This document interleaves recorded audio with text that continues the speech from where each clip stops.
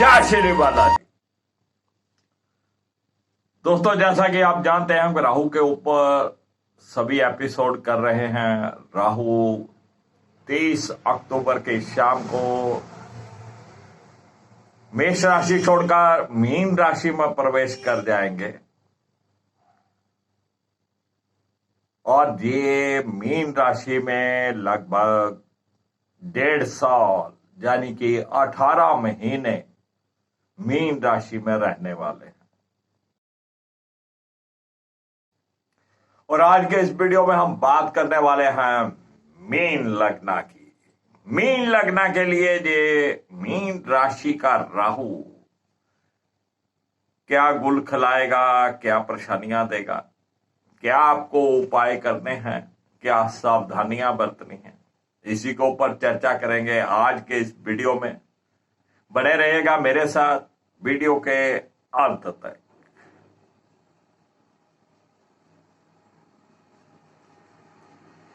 मैं राकेश विशिष्ट आप सबका स्वागत करता हूं और बात करेंगे मीन लग्न की।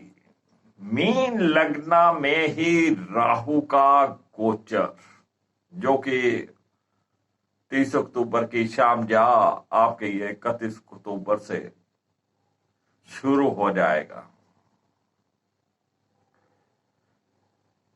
राहुदेव मीन लग्न के द्वितीय भाव में पहले गोचर कर रहे थे और द्वितीय भाव पर हमारे परिवार का था, हमारी वाणी का था और संचित धन से संबंधित है।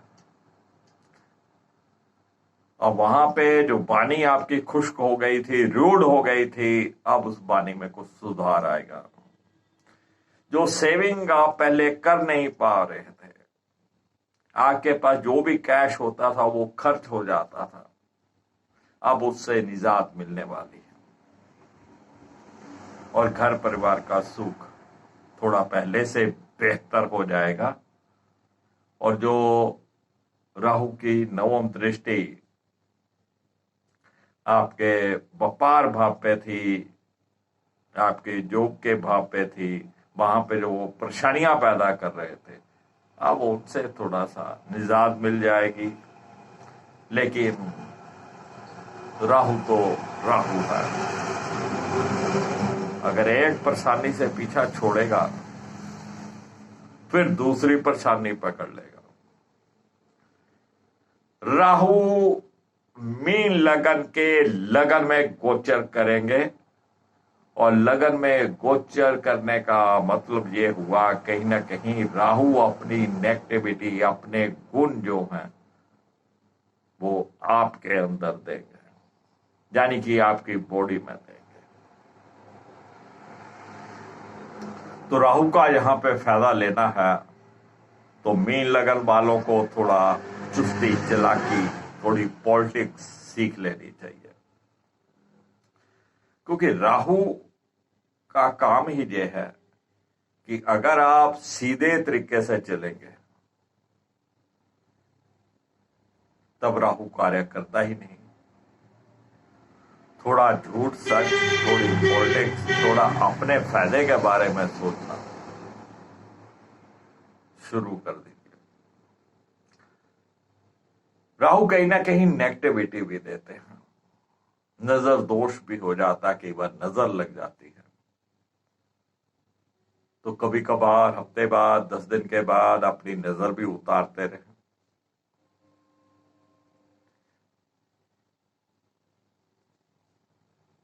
राहु का लगन में आना कहीं ना कहीं आपकी सेहत में भी उतार चढ़ाव देगा। जब नजर लगेगी तो नेचुरली है, कहीं ना कहीं आपकी सेहत में भी उतार चढ़ाव आएगी। लेकिन यहां पे एक विशेष बात ध्यान देने योग्य है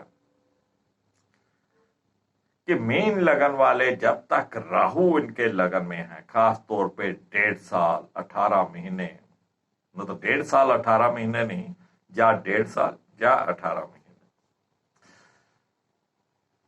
तो बिजली से चलने वाली कोई भी वस्तु आप किसी से भी मुफ्त में मत लें, किसी से भी गिफ्ट मत लें। जो विवाहित है वो अपने ससुराल से भी बिजली से चलने वाली कोई वस्तु गिफ्ट में मत दें, नहीं तो राहु नेगेटिव हो जाएगा और फिर आपको नुकसान पहुंचाएगा।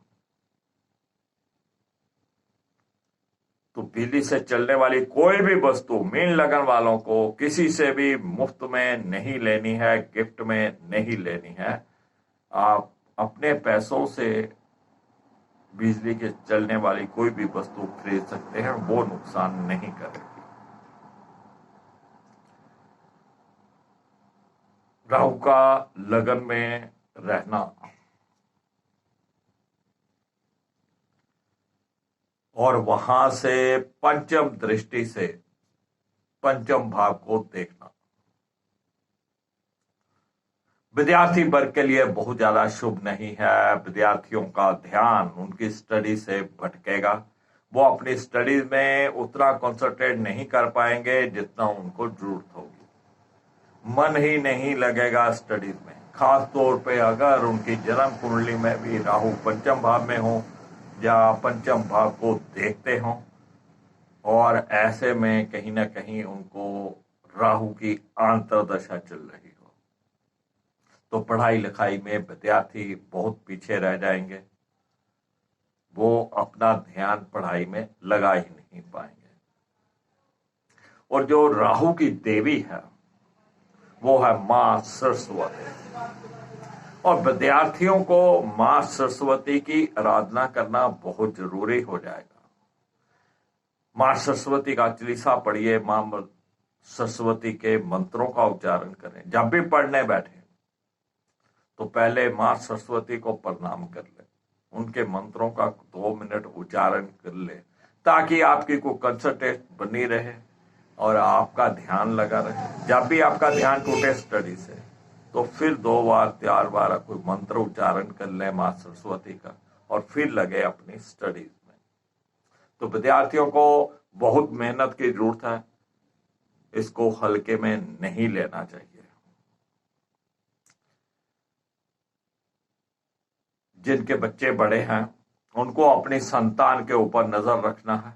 संतान कहीं ना कहीं गलत रास्ते पे भटक सकती है, संतान आपके कहने से बाहर हो सकती है, कुछ ना कुछ वो ऐसा कार्य करेगी जिससे आपको चिंता परेशानी पैदा होगी।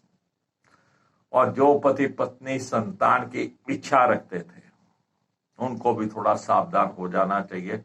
अब ये राहुदेव वो इच्छाएं पूर्ण करने वाले नहीं हैं। जो महिलाएं प्रेग्नेंट हैं वो भी थोड़ा अलर्ट हो जाए, राहुदेव नुकसान पहुंचा सकते हैं। बुद्धि का सही इस्तेमाल करना, बहुत सोच समझ के इस्तेमाल करना जरूरी हो जाएगा, क्योंकि राहु पंचम भाव जो कि बुद्धि भाव है, जब वहां पे देखेंगे तो कुछ गलत डिसीजन भी आपसे करवा सकते हैं, आपकी बुद्धि गलत दिशा में जा सकती है। प्रेम प्रसंग, आप किसी प्रेम प्रसंग में हैं या प्रेमी प्रेमिका का मन मुटाव यहाँ पे होने की संभावनाएं हैं। और अगर जो भी अपने लिए कोई प्रेमी या प्रेमिका ढूंढ रहे हैं तो वहां पे कुछ ना कुछ बाधाएं उत्पन्न हो जाएंगी। कोई अच्छा साथी आपको नहीं मिलने वाला, उल्टा नुकसान रहेगा, इसमें कोई फायदा की बात नहीं होगी।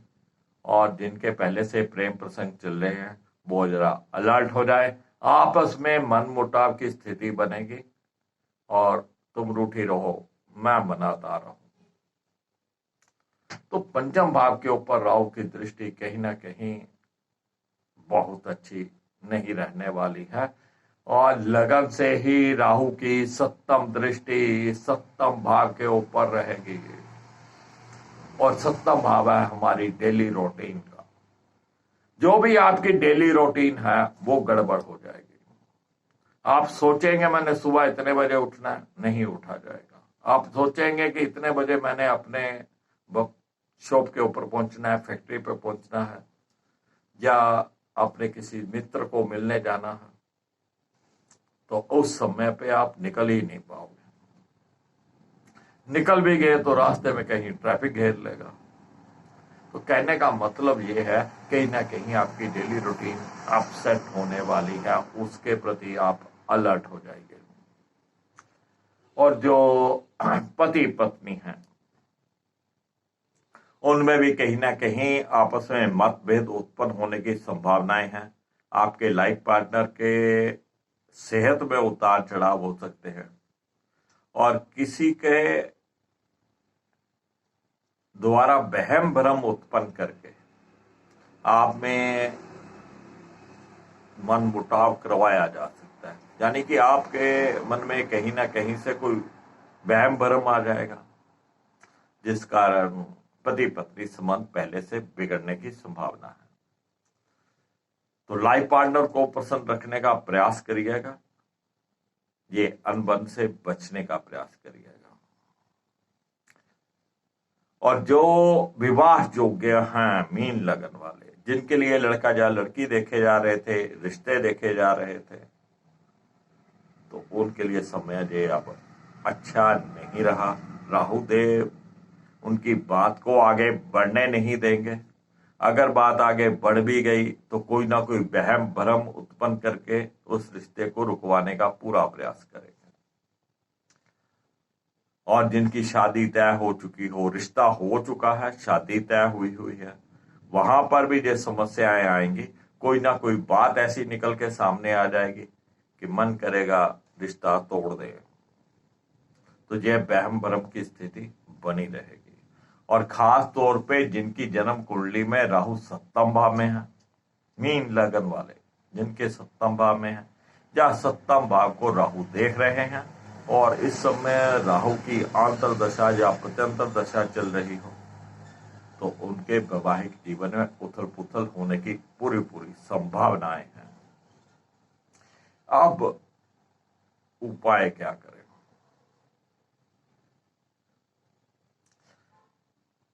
एक नारियल लीजिएगा जिसके अंदर पानी होता है, खोपा गिरी होती है, जटाओं वाला नारियल, और कलावा जिसको हम कलाई के ऊपर बांधते हैं, जिसे मोली भी कहा जाता है, उस मोली को अपने हाइट के बराबर 7 बार तोड़ लें। यानी कि 7 टुकड़े आपकी हाइट के बराबर के, और उन 7 टुकड़ों को अपने इष्ट देव को, अपने गुरुदेव को प्रेयर करते हुए उस नारियल के ऊपर लपेटे कि मेरे वैवाहिक जीवन में जो समस्याएं आ रही हैं उन समस्याओं को इस कलावे के साथ ही नारियल पर लपेट दें। और फिर अपनी बॉडी से एंटी क्लॉकवाइज 7 टाइम्स उतारा कर ले। उतारा करने के बाद उस नारियल को किसी हनुमान मंदिर या किसी भी मंदिर जहां भी आप जाते हो वहां दे दे, चढ़ा दे, या फिर कहीं चलते पानी में जल प्रवाह करके आए। अब लगन से राहु की जो 9वीं दृष्टि रहने वाली है वो भाग्य भाव के ऊपर रहने वाली है, और भाग्य अब आपका साथ नहीं देगा। हर कार्य में रुकावट आएगी, हर कार्य रुक रुक कर पूर्ण होगा, कोई भी समूह तरीके से कोई कार्य नहीं होगा, भाग्य साथ नहीं देगा। और ये राहु की दृष्टि आपको धर्म से भी दूर कर देगी। जो भी आप नित्य नियम करते हैं, अपने इष्ट देव का पाठ करते हैं, अपने गुरुओं के मंत्र का पाठ करते हैं, या जो भी पूजा पाठ आप करते हैं, उससे ये आपको दूर करने लग जाएगा और आपका ध्यान नहीं लगेगा उस कार्य में। पिताश्री की सेहत या पिताश्री के साथ कुछ न कुछ मन मुटाव की संभावनाएं हो सकती हैं।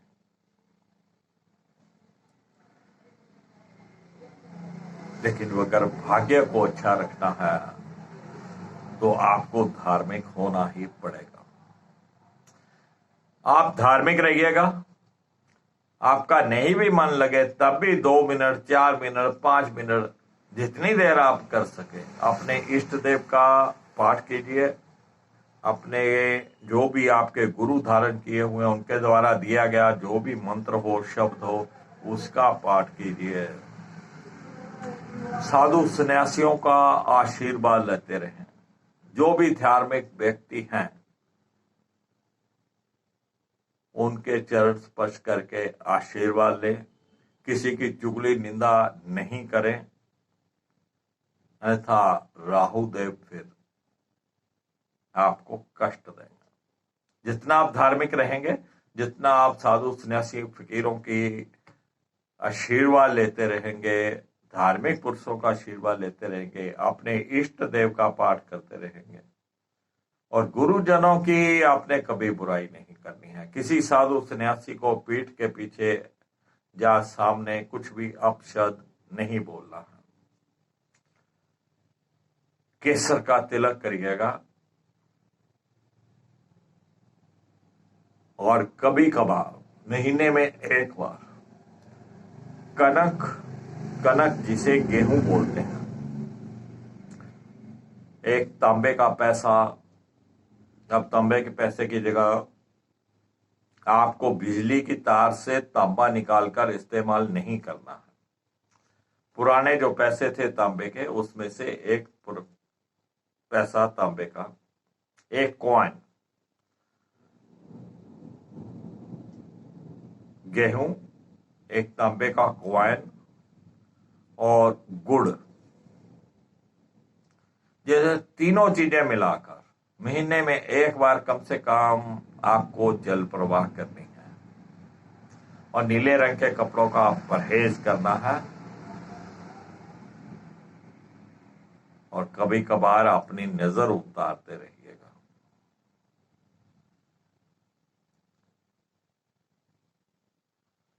तो फ्रेंड्स, ये था मीन लगन के ऊपर राहु के गोचर का प्रभाव। बहुत ज्यादा शुभ नहीं है, लेकिन अलर्ट रहिएगा। वीडियो पसंद आए लाइक करिएगा, शेयर करिएगा, दोस्तों मित्रों को चैनल के साथ जोड़िएगा।